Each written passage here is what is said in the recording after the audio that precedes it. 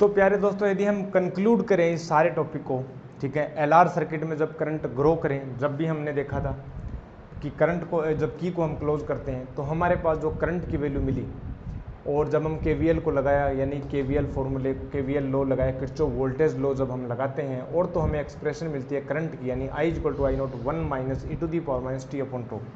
तो यहाँ पर है L/R, एक टाइम कॉन्स्टेंट है।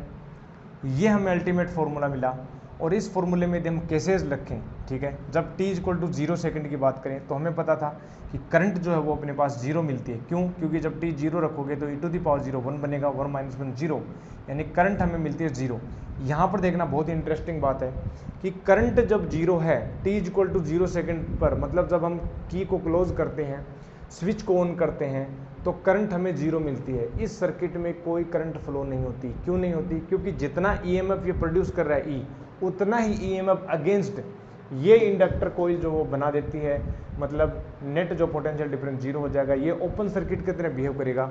इसलिए हमने बोला था कि आप इस t = 0 सेकंड पर इंडक्टर को एज ए ओपन सर्किट मान सकते हो, तो आप इसको ओपन कर दो, ठीक है। लेकिन जब लॉन्ग टाइम की बात करें, स्टडी स्टेट की बात करें, तो स्टडी स्टेट में जो है करंट की वैल्यू कांस्टेंट हो जाती है, यानी E/R हो जाती है। जब करंट कांस्टेंट हो गई तो प्यारे दोस्तों ये वाला जो फैक्टर है ना LdI/dt 0 हो जाएगा, मतलब इसके अक्रॉस कोई भी पोटेंशियल ड्रॉप नहीं होगा। और पोटेंशियल ड्रॉप किसके अक्रॉस नहीं होता? कंडक्टर के लिए। तो हम ये बोल सकते हैं इंडक्टर बिकम्स कंडक्टर, ठीक है, at the very long time. तो ये अपने पास मिला।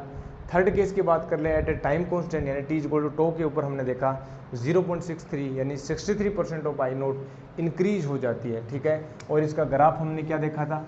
जब हम इसकी ग्राफ की बात करें तो क्या हुई, इस प्रकार से हमें ग्राफ मिलता है क्या प्यारे दोस्तों? यस, ये अपने पास जो है ये I0 की वैल्यू है। जब इन्फिनिटी की ओर टेंड करें तो हमें जो करंट की जो वैल्यू वो इस प्रकार से मिलती है I0, ठीक है, इस प्रकार से।